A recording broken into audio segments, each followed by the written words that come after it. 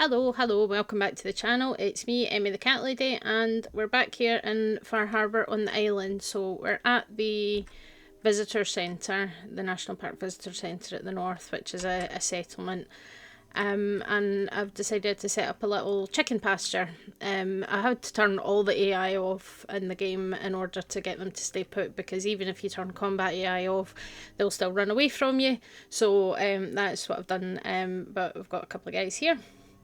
So we're pretty much at the end of all the kind of creatures that are unique to Far Harbour and Fallout 4. We've covered all the dangerous ones, so this just leaves us with the docile but tasty ones. We've got your Rad-Chickens and your Rad-Rabbits. So they pose absolutely no threat to you as the sole survivor, but they can make for good eating if you're able to catch them and kill them. So let's get into it. So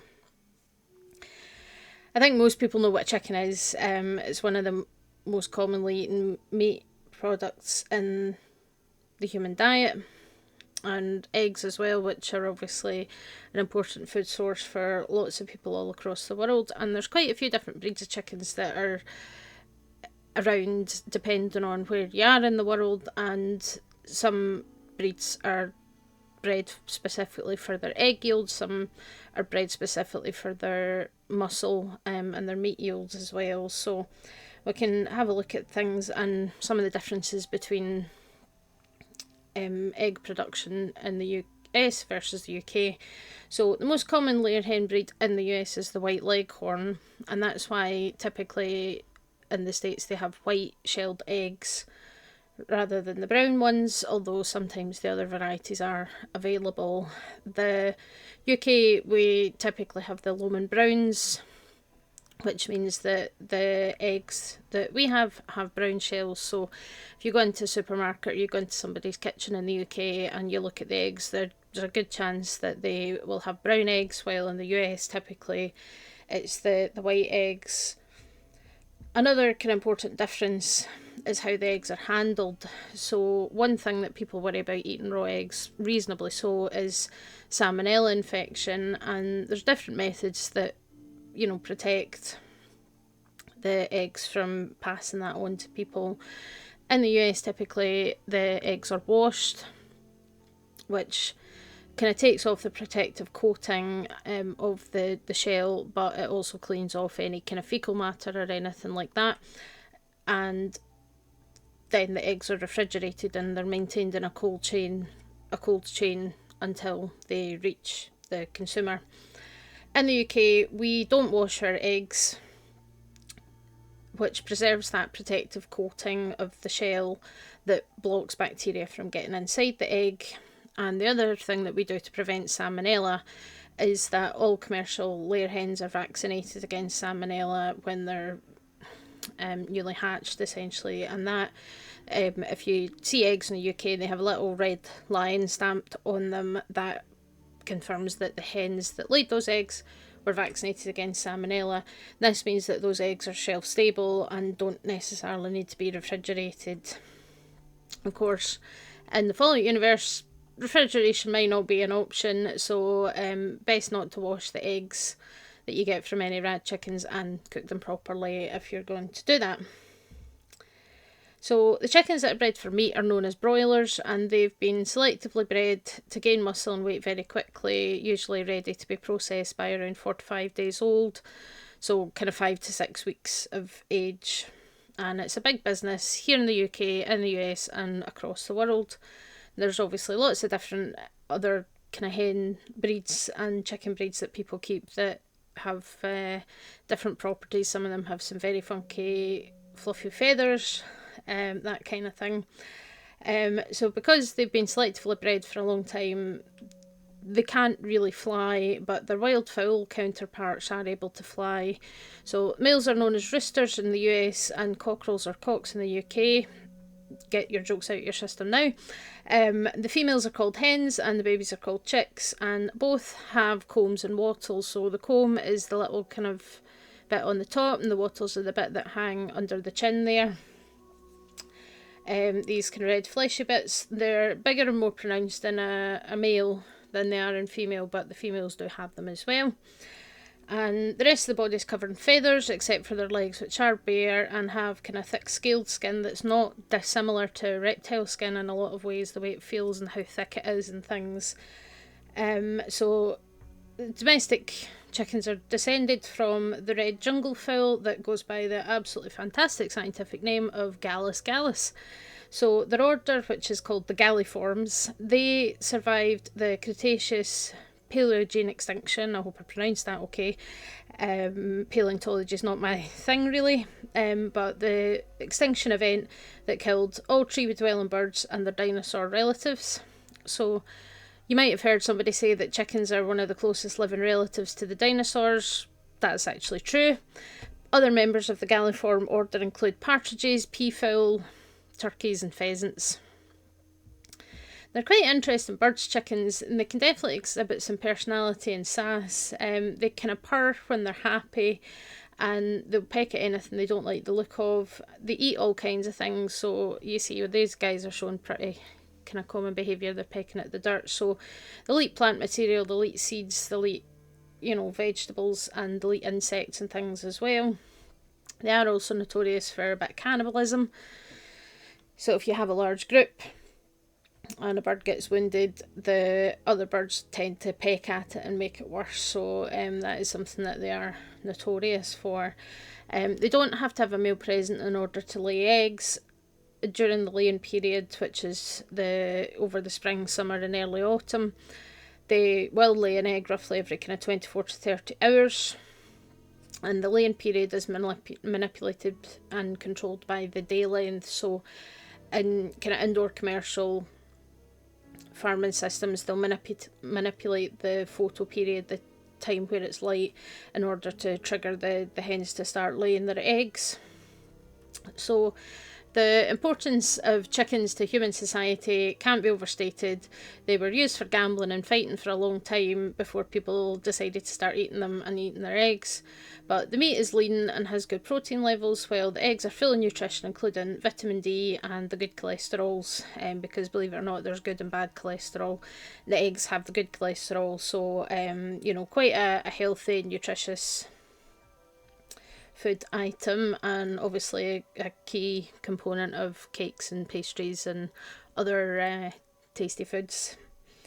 But chickens are also the butt of many jokes about crossing the road and all that kind of nonsense.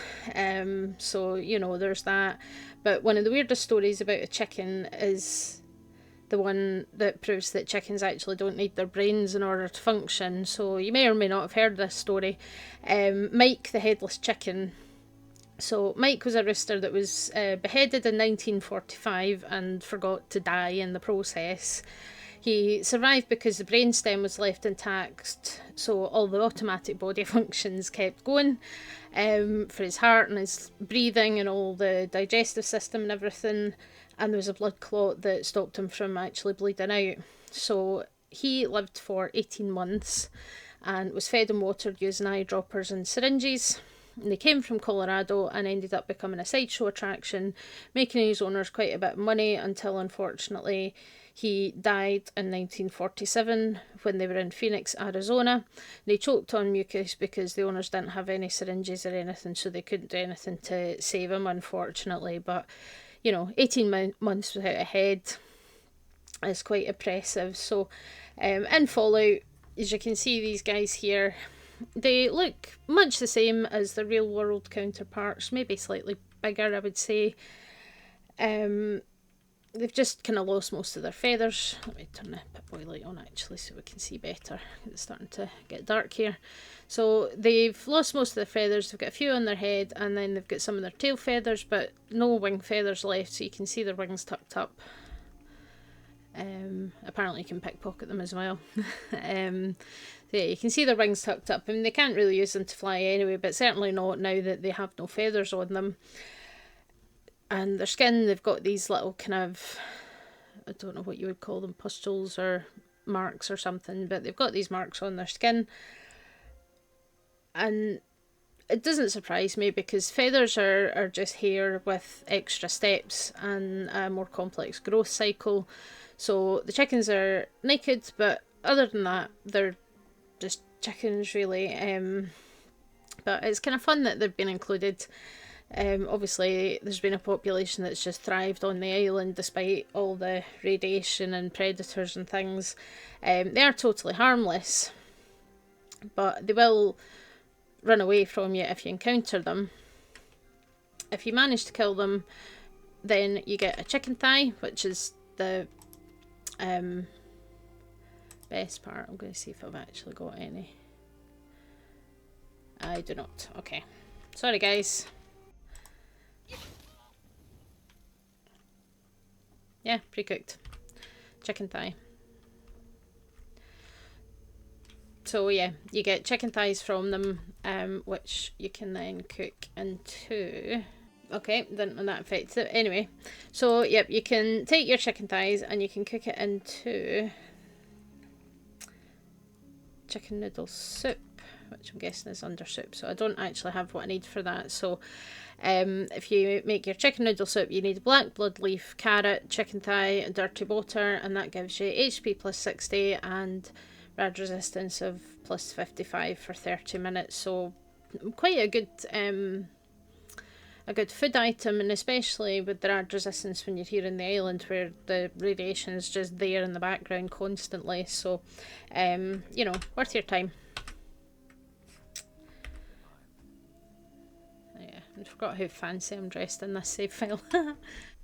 Okay, here we go. So next we are going to talk about the Rad-Rabbits. So rabbits are another species that have been domesticated for their meat and fur for quite a long time. Very much not related to chickens, but people tend to say that rabbit meat tastes like chicken. I have eaten rabbit before and it was pretty good. But nowadays, certainly in the West, rabbits are far more likely to be kept as pets, as well as running wild in most of the world. Wild rabbits are extremely common. Certainly here in the UK, rabbits are very, very common. So rabbits are lagomorphs. A lot of people assume they're rodents, and they have a lot in common with certain rodent species like guinea pigs and chinchillas, but there is a couple of things that distinguish rabbits and hares from rodents that make them lagomorphs. So their teeth, for one thing. You might know that rabbits have constantly grown teeth, and you might know that rodents have the same. So rodents have 2 upper incisors and 2 lower incisors, and their teeth are open rooted, which means that the tooth continues to grow through the animal's life and needs to be ground down by gnawing, chewing on things, and eating high fibre plant material like grasses and things like that. Rabbits also have these teeth, so they have a pair of upper incisors, a pair of lower incisors that are open rooted and continue to grow, but rabbits also have 2 extra tiny incisors that are positioned behind their upper incisors, and these are known as peg teeth. So that's one of the main distinctions. Rabbits are hindgut fermenters, so that's a different kind of herbivore. If you watch back to my bighorner and Brahmin videos, we talked about ruminants, and we talked about their stomachs being a fermenting vat to break down fibre and cellulose. So rabbits fall into the other kind of herbivore category, where that's the large intestine that does the fermenting. So they have a really large cecum and appendix, so kind of like tiny fuzzy horses. Their digestive system is surprisingly similar to the equine digestive system. Rabbits are known for a couple of things: eating carrots and multiplying. The carrots thing isn't something that I like to encourage, because carrots are quite high in sugar and they don't have as much of the tough fibre that helps keep their teeth healthy. So for pet rabbits, carrots are fine as a little treat, but should not be a big part of their diet. Hay and grass should be the mainstay of their diet. They need all that fibre for their guts to function properly, and it's also better for their teeth. So something that I do tend to discourage. We've got to blame Bugs Bunny for a lot of that, I think. But the other thing is multiplying, and yes, that is something that rabbits are very, very good at. They tend to be, their sort of gestation period is about 4 weeks, and they're able to get pregnant again a day after they've given birth to the litter of kits. So this is their survival strategy, which means they just keep producing more and more rabbits in the hope that some of them are going to survive long enough to be able to reproduce themselves and keep the species going. Given that rabbits are one of the most common prey for a huge list of predators, including foxes, birds of prey, cats, dogs, humans. They haven't really got a lot of choice other than to just keep making as many rabbits as they possibly can. We'll link, I've got a blog post on my website talking a bit more about that kind of survival strategy and some of the details, so if you're interested in learning more, I'll pop a link to it down in the description. Rabbits can also be intermediate hosts for tapeworms and Toxoplasma gondii, but they're very rarely found to have rabies and have never been known to transmit rabies to humans. Tapeworms are very common, so again it's something to be conscious of if you're choosing to eat rabbits, that they could carry some of these tapeworm cysts. I actually do remember years ago a case, a colleague and I, we were treating what we thought was going to be an abscess on a rabbit's face, but once we kind of opened it up, we discovered it was a big massive tapeworm cyst. So kind of better outcome for the rabbit actually, because that was much easier to deal with once we'd removed it. But yeah, it's an interesting one because I'd never seen anything like it. But it's not to say that rabbits can't bite you, because they absolutely can, and it's bloody painful. Their teeth are very, very sharp, so it can really hurt quite a lot. And they do also have a lot of power in their hind limbs, so they tend to sit flat on their hind feet, but the strength in the muscle in those back legs is surprising, and they can kick very, very hard, sometimes so hard that they can injure themselves and fracture their own spines. So if you're going to be handling rabbits, you do need to be very careful with how you hold them and how you support them so that they don't do themselves an injury. Being a prey species, they've got a bit of a tendency to panic, so bear that in mind. But rabbits are still hunted as game and eaten all over the world. There is a disease called tularemia, or rabbit fever, that's been associated with eating rabbit. The infection is by a bacteria called Francisella tularensis, and it was something that was very serious before the antibiotics doxycycline and gentamicin were invented and proved to be effective against it. And here in Far Harbour, the rabbits are bigger than their real world counterparts. They definitely look bigger than your typical wild rabbit that I would expect to see.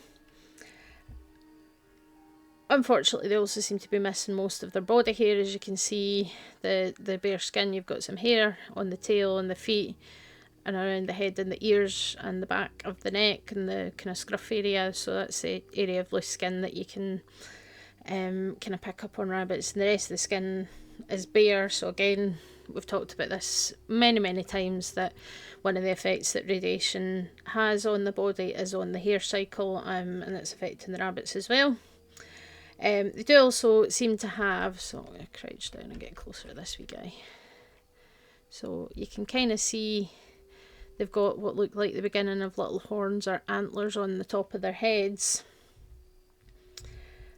So other than that, their behaviour is fairly similar to real world rabbits. So obviously these guys have turned their AI off, so they're not running and they're just kind of grazing and things. But normally in the game, if they detect you, they'll just run for it, which is fairly typical of what rabbits do in the real world as well, so not a huge surprise.